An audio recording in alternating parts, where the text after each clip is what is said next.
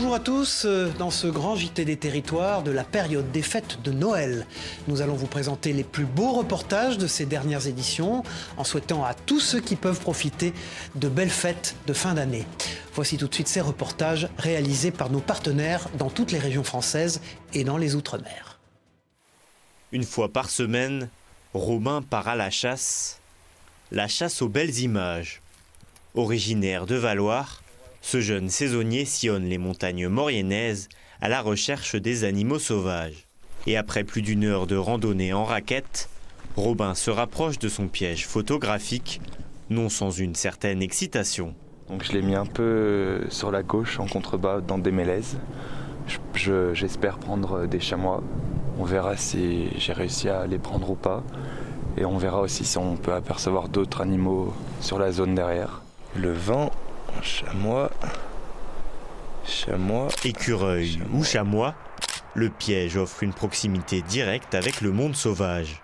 C'est un peu nos yeux qu'on pose sur les pierres, les arbres dans la nature. Et pendant notre absence, la faune sauvage suit son cours. Donc on a beaucoup de moments uniques, des vrais moments de vie chez les animaux, chez les espèces. Une fois redescendu au village, Robin en profite pour jeter un œil sur les nombreux clichés qu'il a glanés depuis 7 ans. Cerfs, chamois ou marmottes, les animaux capturés sont nombreux. Et c'est quand il ne s'attend à pas grand-chose que Robin est le plus souvent surpris. J'ai mis mon piège en été, j'étais pressé, je l'avais mal mis, j'étais pas content de moi. Je me suis dit, j'en suis sûr que je prendrai rien. Et c'est quand un coup je suis allé le récupérer, j'ai vu une image. Et dans ma tête, je me suis dit, c'est pas un chiot, c'est pas un renardeau, c'est quoi? Et j'ai mis la vidéo d'après, j'ai vu qu'il y avait 2 louveteaux qui étaient passés devant. Donc voilà, ça arrivait qu'une fois pour l'instant et peut-être que ça arrivera un jour. Désormais, Robin souhaiterait cacher ses pièges photographiques plus haut en altitude, là où la vie sauvage reste encore la plus inconnue. Le PGHM, ou peloton de gendarmerie de haute montagne, basé près de Gérardmer, effectue une centaine d'interventions par an dans le massif des Vosges, en alternance avec les sapeurs-pompiers. Je vous propose de les retrouver à 1200 mètres d'altitude pour un exercice de secours en compagnie de Thierry Lasson et de Denis Lequienne de Vosges Télévisions. En termes de bilan, en fait, c'est un jeune homme de 18 ans qui s'est tordu la cheville en descendant voir la vue là. Un scénario bien rodé pour des techniques de secours en montagne qui le sont tout autant, car travaillés et retravaillés chaque mois par les 10 gendarmes, dont 7 sous-officiers du PGHM de Xanru-Longemer, formés au Centre national d'instruction de ski et d'alpinisme de Chamonix, et que nous avons retrouvés ce mardi matin sur le massif des Vosges, au Haut-Gazon, à 1200 mètres d'altitude. Le peloton de gendarmerie de haute montagne, qui en alternance avec les sapeurs-pompiers, réalise en toute saison et en moyenne pas moins d'une centaine d'interventions par an. Et d'ailleurs, on a déjà commencé il y a une dizaine de jours avec 6 interventions en une semaine liées essentiellement à de la randonnée pédestre à pied ou en raquette sur des endroits enneigés. Ce qu'on constate, c'est que les gens s'aventurent sur des sentiers estivaux, donc des sentiers de randonnée qui sont balisés mais pour des activités estivales quand il n'y a pas de neige, et ils s'aventurent à pied sur ces sentiers qui sont forcément enneigés, qui peuvent être verglacés. Secouriste au PGHM, un métier passion avant tout. Ça a été un choix qui au début, moi je pensais pas y arriver, mais je me suis dit petit à petit j'ai réussi à m'entraîner, à me préparer pour ça, et puis au final ça a marché, et c'est vrai que c'est un métier. En fait, on est au boulot, mais on n'a pas vraiment l'impression d'être au boulot parce que c'est une passion en même temps. Avec les vacances de février, nombreux sont les amateurs de randonnée qui vont chausser les raquettes, et de petits conseils peuvent éviter le pire, comme d'abord se renseigner sur les conditions météo et d'enneigement. La randonnée raquette se pratique sur des sentiers balisés pour la raquette. Ne pas s'aventurer sur des randonnées avec des balisages estivaux, donc pour l'été, parce que c'est des sentiers qui sont très escarpés, et en raquette c'est difficile d'y progresser. Sans oublier de transmettre votre parcours à une personne qui, en cas de retard suspect, pourra alerter les secours. Voilà, et puis vous avez peut-être eu le privilège de le goûter, Le meilleur macaron citron du monde est français. Il est fabriqué dans la Loire par un atelier et a récemment été récompensé par le prestigieux prix Great Taste avec une distinction de 3 étoiles. Ce macaron reconnu pour son excellence a séduit tous les experts gastronomiques. Pour notre partenaire TL7, Céline Ercilia s'est rendue à Roche-la-Molière pour rencontrer Franck Deville et découvrir les secrets de cette création. Regardez. Voici le meilleur macaron au citron du monde. À peine élu et déjà estampillé au nom du Great Taste. En avril dernier, Franck Deville a présenté sa création aux 500 membres du jury de professionnels du concours à Londres. Testé sur son apparence, sa texture et son goût, entre autres, son macaron citron a remporté la plus haute distinction, les 3 étoiles. Et cela parmi des milliers d'autres produits testés. Ça doit être du 14 000 produits environ qui étaient testés et seuls 2%, moins de 2% qui sont ressortis primés et qui a obtenu la meilleure note. Donc cette meilleure note, c'est 3 étoiles. Ce label d'excellence est une grande fierté mais aussi une belle reconnaissance du savoir-faire de l'entreprise ligérienne. Franck Deville a marqué le monde gastronomique avec son macaron citron. Une saveur qu'il n'a pas choisie au hasard. Elle était même une évidence après sa rencontre avec un grand chef. Une fois, il y a M. Ducasse qui est venu à un salon au Syrah à Lyon. Est venu déguster un macaron et le premier macaron qu'il a voulu déguster, c'était le macaron citron. Et depuis ce jour-là, ça m'a interrogé. J'ai demandé pourquoi en fait le macaron citron, pourquoi il voulait goûter ce type-là de macaron. Et en fait, M. Ducasse m'a répondu, il m'a dit pour moi c'est plus facile de goûter quelque chose d'acide, parce que là, on va reconnaître tout de suite si on ne triche pas sur le produit. Si les concours ne sont pas un objectif pour le chef d'entreprise, Franck Deville pourrait retenter l'expérience sur de nouvelles saveurs qui mériteraient elles aussi de se retrouver sur les meilleures tables du monde. Le boyau-thon, cette recette à base de tripes de poisson, doit son histoire à une ville, celle du Prêcheur, et à une activité, celle de la pêche. Une plongée culinaire proposée par Johan Charpentier-Titi pour la rédaction de Via ATV, en Martinique bien sûr. Jean-Guy n'en est pas à son coup d'essai. Le boyau-thon, il est tombé dedans quand il était petit. Un plat qui l'a toujours fasciné, au point d'en percer les moindres secrets. J'étais très observateur quand j'étais gamin. Et je regardais comment il faisait. Et curieux aussi, c'était poser des questions. Parce qu'en fait, les vieux, la tradition, fait, le savoir s'acquérait comment? C'était en observant. On ne venait pas comme à l'école pour dire, eh bien bon voilà, 1 et 1 font 2. Ils ne t'apprenaient pas comme ça. La maîtrise est au rendez-vous. C'est délicieux, c'est délicieux. Il n'y a pas, voilà, c'est le bonheur ici. C'est trop bon. Attention tout de même à ne pas se brûler. Il est celui-là, s'il te plaît. Je vais te donner la cuillère, t'as envie de te brûler. Le boyau-thon, plat incontournable du Prêcheur, et comme toute bonne recette traditionnelle, elle a ses origines. Il ne faut pas oublier que quand les pêcheurs du Sud venaient pêcher au Prêcheur, ils partaient pour la semaine. Il fallait donner à manger à ces gens parce qu'ils entraient très tard, c'était à la voile, quand il n'y avait pas de vent, ils étaient obligés de rentrer sur Prêcheur parce qu'ils venaient pêcher tout au nord. Et il fallait donner à manger à ces gens. Alors d'abord, ça a été le boyau, il était salé. Et un jour, tout le monde, elle a essayé cette recette, le boyau-thon. Clin d'œil à l'histoire, Yasmine, femme de marin pêcheur, est venue de Sainte-Anne pour déguster un bon plat de boyau-thon. C'est une spécialité du Nord, nous on ne fait pas ça, on ne connaît pas du tout. Mon mari est marin pêcheur pourtant, mais on veut vraiment goûter. Alors on a retenu chez un vrai pêcheur et un autre à Mélodie, tu sais, au restaurant. Comme ça on va pouvoir comparer un petit peu. Et chaque année on va goûter à d'autres. Pari réussi pour les Préchotins, leur recette emblématique attire toujours autant les foules. Comment transmettre la passion agricole aux jeunes générations? Vaste question. Dans les Vosges, cette ferme fait découvrir aux plus petits le métier d'agriculteur. Près de 1700 enfants ont déjà été accueillis et les exploitants agricoles ne manquent ni d'idées ni d'envie. Vous allez le voir, un reportage de notre partenaire sur place, Vosges TV. Les agriculteurs d'un jour prenaient leur rôle très à cœur ce matin-là du côté de Porcieux. À la ferme de la Prairie, la transmission est l'un des mots-clés. 5e génération à rejoindre l'exploitation. Eva est revenue après des études dans un tout autre domaine pour aider son père qui a repris il y a une quinzaine d'années la ferme familiale. Avec toujours cette volonté de transmettre, elle a apporté une dimension pédagogique à l'exploitation. On a des premiers enfants qui viennent voir, j'en ai un qui a fait son anniversaire, qui veut devenir vétérinaire, j'en ai d'autres qui me disent moi je veux faire comme vous, agriculteur, je veux m'occuper des animaux. J'espère que ça peut créer des voies, j'espère des vocations, des choses qui peuvent leur plaire. Moi j'essaye de leur montrer le bon côté comme le mauvais côté des choses, parce que le métier d'agriculteur aujourd'hui il n'est pas facile, mais c'est vraiment le plus beau métier du monde. Et je le conseille à tous les enfants qui peuvent venir chez nous. Et on la pousse. En quelques mois, plus de 1700 enfants ont été accueillis. Si aujourd'hui, lapins, vaches, chèvres et chevaux notamment se côtoient, ça n'a pas toujours été le cas. Alors à l'époque du coup il y avait des chevaux forcément parce qu'on travaillait encore avec les chevaux, mais c'était tendance quand même élevage, donc laitière. Je me suis plutôt lancé au départ dans la pension de chevaux. Nous avons 30 chevaux, une cinquantaine de vaches.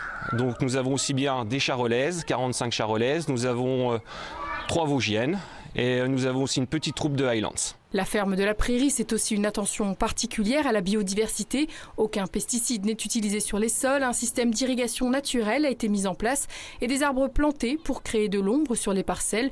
Aujourd'hui, pour se développer, Daniel et Eva ont encore plein de projets.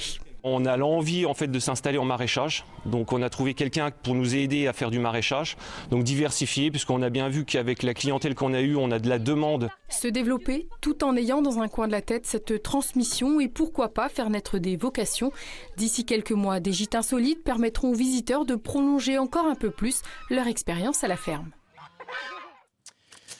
Nous restons dans les Vosges où dans le petit village de Saint-Plaché, une retraitée incarne la passion du goût.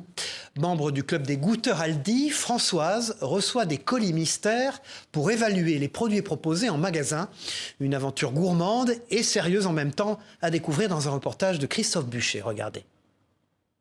Non, je la vois toujours pas. Non, bah qu'est-ce qu'elle fiche? Pour Françoise, c'est un grand jour. Elle a convié sa voisine et amie Martine pour une dégustation surprise.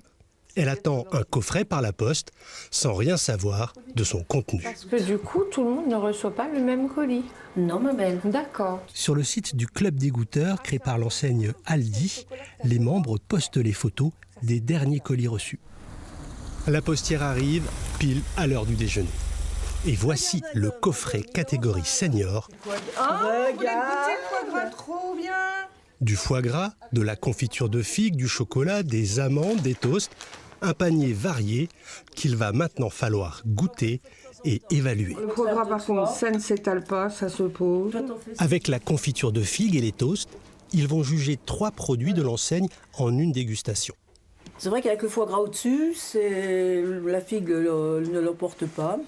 Le toast est grillé sans plus, mais juste ce qu'il faut. Alors, ce que j'aime bien avec le foie gras au-dessus, c'est que tu as le foie gras au palais, les produits de la viande utilisés ou les épices, il n'y a rien qui emporte. Coût de la verrine, 14 €. Un prix abordable, un critère essentiel pour ce couple de retraités aux revenus modestes. Bon, après, vous dire que par rapport à une marque, à des grandes marques, qu'il est pareil, je sais pas. Moi, de toute façon, je suis pas produit marque, je suis qualité-prix. Ouais, c'est surtout et ça. Surtout à l'époque actuelle. Et franchement, il ne manque rien. Des produits made in France à un prix abordable, la politique de l'enseigne séduit Françoise. Elle doit maintenant faire remonter ses critiques au club des goûteurs. Par rapport à vos marques habituelles, que diriez-vous de ce produit? Très bon goût en bouche. Pour sa 31e dégustation depuis son entrée au club, Françoise donnera 5 étoiles, la note la plus élevée. En 2 ans, les membres du club ont testé plus de 350 produits alimentaires proposés par l'enseigne. Partons maintenant à la découverte d'un concept original. On connaissait les cafés à chats. Place désormais au premier café à chiens à Toulouse. Le lieu unique en Occitanie a pour ambition de permettre de partager un moment câlin avec notre meilleur ami et pourquoi pas de l'adopter. Pour Via Occitanie, Hervé Lisa a eu du mal à résister à la tentation. Câliner un chien tout en buvant un thé ou en mangeant une tarte, c'est ce que propose ce salon dans le centre-ville toulousain. Je pense qu'il sent l'odeur de mon chien sur mes vêtements. Des chiens appartenant au gérant, mais aussi en recherche de foyer, comme Melon, cet ariégeois de 6 mois, le Canité veut sensibiliser sur une adoption réfléchie et responsable. Il a été récupéré par l'association Musotopia, donc c'est une association de protection animale qui récupère des chiens abandonnés et ou maltraités et qui les place dans des familles d'accueil. Et nous en fait on collabore avec cette association toulousaine et l'idée c'est qu'on mette en lumière ces chiens qui sont à la recherche d'une famille et qu'en venant au Canité, eh bien, le processus d'adoption ou de trouver une famille d'accueil soit beaucoup plus rapide. Pas question de chouchouter ces animaux n'importe comment, sur chaque table, une charte sur le comportement à adopter. On parle un petit peu à la place du chien pour que ça soit mieux perçu, comme par exemple « laisse-moi venir à toi », ne m'appelle pas plusieurs fois par mon prénom, j'ai la tête qui tourne, pour que les gens en fait se rendent compte que ce sont des animaux, des êtres vivants et qu'il y a une façon de s'adresser à eux et que ce ne sont pas des peluches. Un concept dans le respect de l'animal qui séduit la clientèle. Ça m'a tout de suite plu de savoir qu'il y avait des chiens, qu'on pouvait passer du temps avec eux dans un café, pouvoir travailler. C'est toujours agréable de venir manger dans un salon de thé et en plus avec les chiens ça rajoute un petit plus. Moi j'adore. Et pour ceux qui souhaiteraient amener leurs chiens, des ateliers spécifiques sont programmés. 2 fois par mois environ, on organisera un événement canin. Il peut y avoir des ostéopathes animaliers par exemple, ou une éducatrice comportementaliste qui viendront, feront une petite conférence, mettront en place quelques ateliers. Des événements autour du bien-être animal donc. Le café est ouvert tous les jours, du mardi au samedi. Moribond depuis 51 ans et dissimulé par les ronces sur l'aérodrome de Castelnau-Magnoac, dans les Hautes-Pyrénées, ce Dassault flamand de 1953, fleuron de l'aviation militaire d'après-guerre, a retrouvé une seconde jeunesse au sud de Toulouse. Chez Loïc Dumas, formateur à l'École nationale de l'aviation civile, qui le garde. Notre partenaire La Dépêche du Midi l'a rencontré, regardez. En août 2022, on connaissait cet avion depuis 6-7 ans, qui était un peu laissé entre guillemets dans un état d'abandon à l'aérodrome de Castelnau-Magnoac. Et mon ami a eu cette idée folle de dire mais pourquoi on ne le sauverait pas en fait, car c'est quand même un morceau de notre patrimoine français. J'ai un peu réfléchi, je me suis dit pourquoi pas, allons-y. Il a fallu un peu d'études car on n'est pas des professionnels du démontage d'avions, c'est la première fois qu'on fait ça, donc avec les amis et la famille, on s'y est mis. Nous nous rendons désormais à Brest, en Bretagne, à la rencontre du restaurateur et peintre Éric Torgman, qui expose ses tableaux dans son restaurant. Cet artiste formé de manière autodidacte s'est même fait repérer par le comité de sélection de l'exposition Art Capital, qui lui a proposé de présenter ses œuvres au Grand Palais. Un reportage de Maël Delmure pour TBO sur place. Moi, en fait, je suis complètement autodidacte, tu vois. Que ce soit en cuisine, que ce soit en peinture. Parce que la cuisine et la peinture, c'est la même chose. C'est créatif. Éric Torgman, restaurateur chez Zaza à Brest et artiste peintre. Un midi, je suis dans la cuisine. Pour tout te dire, je fais la plonge. Donc je suis bien crado. On avait fait un gros service, le resto était plein. Et notre fille aînée, enfin ma belle-fille, Justine, vient me chercher et elle me dit comme ça, écoute, il y a une dame en salle qui veut absolument te voir pour les tableaux. Et donc j'arrive et puis une dame d'un certain âge de la région parisienne, Madame Chuzel, qui me dit, je fais partie du comité de sélection du salon Art Capital à Paris, au Grand Palais éphémère. Bon, je lui dis, formidable. Et elle me dit, et je veux absolument que vous soyez exposé parce que ce que vous faites, c'est formidable, quoi. Quand je fais un tableau, une fois qu'il est produit, il m'intéresse plus dans la mesure où ce que je veux, c'est qu'il circule, qu'il trouve la personne avec qui il va dialoguer, la personne qui va flasher dessus, et il fait sa vie. Et quand tu fais la cuisine, c'est créatif aussi. Et tu vas donner quelque chose finalement de très intime, tu vas donner quelque chose de toi, et tu reçois les gens comme à la maison, c'est-à-dire c'est une manière d'aimer. Il est le seul avec l'Opéra national de Paris à posséder en son sein des ateliers de construction. Céline Arcilia pour TL7 dans la Loire a eu accès aux coulisses de l'Opéra de Saint-Étienne où entre costumes et décors, tout un monde s'organise pour la bonne réalisation des œuvres. Regardez. Vous reconnaissez sûrement ses fauteuils Bordeaux et sa grande scène, mais l'Opéra de Saint-Étienne garde bien caché d'autres trésors. Derrière la salle, quelques minces affaires. Nous sommes dans l'atelier menuiserie. C'est ici que sont élaborés et fabriqués les décors rigides des œuvres qui seront bientôt jouées. Aujourd'hui, ce sont ceux de la Veuve Joyeuse. Le travail est minutieux pour permettre au spectacle d'être le plus grandiose possible. Ici, il n'y a pas de routine. Moi, ce qui m'intéresse, c'est de travailler auprès de personnes créatives, comme des scénographes, des metteurs en scène, et d'ajuster selon les contraintes techniques. Que les projets soient sans cesse renouvelés, c'est quelque chose qui est dynamisant, c'est-à-dire qu'on n'est pas amené à faire tout le temps la même chose. Juste à côté, on travaille le métal. Un peu plus loin, les décors sont peints, avant d'arriver enfin sur scène pour le montage. Dans quelques jours, les artistes seront là pour les répétitions, leurs costumes seront prêts et réalisés par d'autres artistes comme Sirpa. Certaines pièces comme ce manteau représentent des semaines de travail et si l'esthétique est important, il faut aussi broder avec certaines contraintes techniques. Des robes qui a une traîne ou le manteau qui est lourde en fait, tout simplement. Donc c'est bien réfléchi, très précis. Avoir ces ateliers au cœur même de l'opéra est une particularité stéphanoise. C'est unique en province. Un atout pour gérer les coûts, pas plus de 70 000 € pour la partie décor et costumes. Et cela permet de proposer des œuvres made in Loire.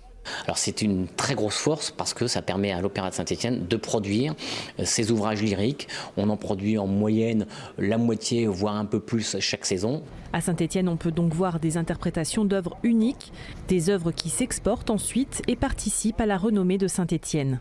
Oui, l'Opéra de Saint-Étienne fait partie des grands opéras français. On a des coproducteurs qui sont des coproducteurs de renom. Le Théâtre des Champs-Élysées, le Palazzo Bruzzane sont des maisons évidemment de très haut niveau et l'Opéra de Saint-Étienne fait partie de ces grandes maisons. Un succès évidemment aussi local. La salle enregistre plus de 90% de fréquentation à chaque représentation.